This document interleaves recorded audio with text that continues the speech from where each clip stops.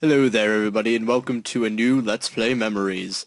In honor of October, the month of Halloween, we shall be playing a horror game. Ha ha ha. But who do we know? What kind of games does Konami make? Oh yeah, they make that one game with those people. The ancestors of the Belmont family are doomed to confront the power of evil incarnate, Dracula. In 1917, a countess sought to revive the long-dead spirit of the vampire. Her name was Elizabeth Bartley. That sounds a bit familiar. To revive him, she needed to travel all over Europe, enlisting help from all the powers of darkness. Two young vampire hunters set out to fulfill their destiny. Push back the evil hordes and drive the vampire back into his dark netherworld. And that is Castlevania Bloodlines. Released in 1991 for the Sega Genesis. We have options here. You can choose options. What kind of options we got? Let's check them out. Select how many players we have. Start with 5. Select all sorts of crazy stuff. It's ridiculous, the options. Alright, so let's start this game. Now when you start, you have 2 selections. Character selection, if you will. You can play as John Morris, who is... Wait a minute, John Morris. Never mind, I'm sure it has nothing to do with the Bram Stoker Dracula. Yeah. And Eric Lecard, who has the Alucard spear. Or Alucardi spear. I'm sure that's a translation error, I don't know. Apparently John Morris has a vampire killer, and that's what we want. I'll show you how Eric Lecard plays in a second, so... Ruins of Castle Dracula, Romania. So unlike most Castlevania games, this game actually takes place outside of Dracula's castle. So we start this game off, we got a whip, it's tiny. We don't want tiny whips, that's why we get a bigger whip. So yeah, this game came out roughly around the same time as the Super Nintendo game, Super Castlevania 4, which is a great game, but in that game you could whip in all 8 directions. This one you can only whip, forward and above you, which is pretty cool. Also, you get bonus items in this game, like the, whatever this thing is. I like to call it the boomerang, because, well, honestly, I don't know what its name is. We get some items, and the, I believe the ball makes it so that we can't get hit, or the crystal orb, whatever. Whatever the kids are calling it these days. I like to truck myself up some stairs. So obviously this game takes place during 1917, right before World War I. And you would know that if you paid attention in history, Michael.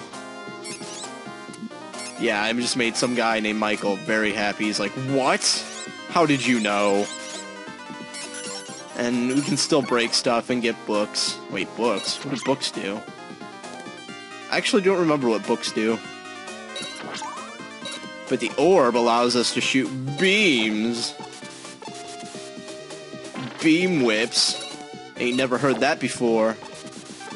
So yeah, this game takes place pretty much in the... It has pretty much the same style as the 16-bit... or the other 16-bit Dracula game. Not counting the Game Boy Advance games, of course. Although I think the Game Boy Advance was 32-bit. But that's a conversation for neither here nor now. But the cool thing about Eric Lecard is that he can... Or not Eric Lecard. I'm playing as John Morris. What am I talking about? The cool thing about this game is you can actually, like, change which way you're facing in the middle... Or in the middle of the air, so, like... Yeah. It's pretty sad, the bonuses we had back in the day. Yeah, you could whip forward, and then you could jump face backwards and whip. Because back in the day, you couldn't do that. You couldn't jump and face backwards. It's ridiculous. You jump, and you face the way you jump. And then you die.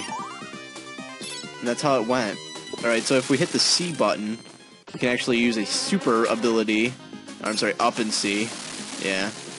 You gotta watch out and try to kill this guy really fast, because he's gonna break the windows, and the glass actually hurts you, which is kind of a pain in the ass. Yeah, taste them apples. I win. Yeah, so he's dead. But that's only the halfway point. We're not even done with this stage yet. It's ridiculous. Then we whip him a couple more times. I forgot you had to do that. So luckily I wasn't able to break all the windows. And we can continue on with our journey. Our epic quest.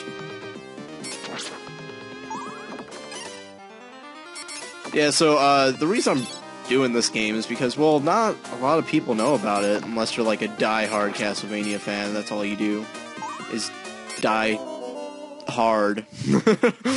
Wow, that worked. That worked for me. Alright, let's see if I can reset the game. Let's go to transition. And now we're going to show you how to play with Eric Lecard. And I know how I said we're, but it's only me here. And he was apparently Spanish. ¿Cómo está, Eric Lecard? Oh. Another guy from Spain get to Romania. Journeys like that took a long time. This is before the automobile. This is back in the day when we had stone walls and bats and Dracula and his castle. So Eric Lecard is a bit different from Jonathan Morris, because if you hold down and then press the jump button after you charge up for a bit, he'll use a jump attack. Also, Eric can attack from the ground. This is the character I usually play as when I'm playing this game. Yeah, you can also, if you get a little jump, you can attack enemies that are on the ground that way. Whoa! You have a mid-air attack. That was unheard of back in the day. This guy's got the moves. Alright, so basically you can just cut your way through this entire game with a spear. Pretty much functions the same way as the whip. It's still got a long reach. It's long and hard. And it extends at the end. And isn't that all anybody can ask for in a weapon? You can also use sub-weapons like Morris can, but yeah. Also, I believe John Morris is the ancestor to Jonathan Morris from Castlevania Portrait of Ruin, but that could just be coincidence. What do I know about no coincidence? Also, unlike our Belmont friend, that sounded French. Belmont friend. Eric can actually, what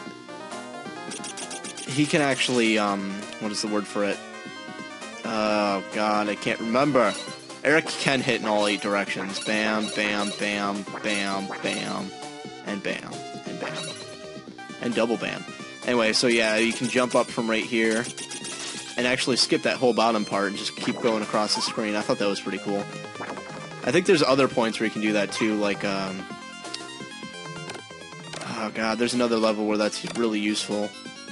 It's a level where the stage is being flooded. Yeah. You know the one. It's in Greece, I think. Because there are minotaurs that fight you. And of course, as we all know, in Greece you fight minotaurs. Minotaurs. Minotaurs. No. You suck. Stop being such a poopy face. And I don't know if enemies in most games take offense to being called a poopy face. But they should. They should be very scared. And we win. Let's get rid of this carcass and move on with our lives. With our super jump. You got spinning jump. Isn't that awesome? Like, they didn't have that back in the day. And our freaking spear. That is hilarious. Your spear flies up into the air and stabs down into you. But that's all we have time for in this game. And I will freaking kill these guys and show you guys a little bit of the next area before I die. Because I'm just that cool guy. Also, if you I was about to say fire your spear, but you don't quite do it like that. And yes, you can find pot roast in the wall. But if you attack and then hold down the button and move in an opposite direction, you can do this little maneuver.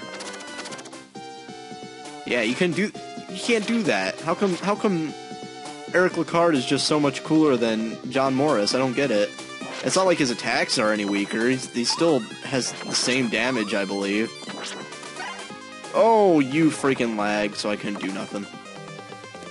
Alright, but that's, like I said, that's pretty much the gist of this game. You go on, you fight bosses, you kick Dracula's ass. Do you fight Dracula in this game?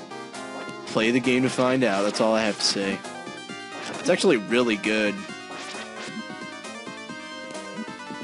And I often play this game a lot more than I play the Game Boy games, which sucked. But that wasn't what I want to say, the NES games. Simply because you have a little better control in this game, as opposed to most Castlevania games. And that is where we will end. This has been Millennium Jester, and keep on playing.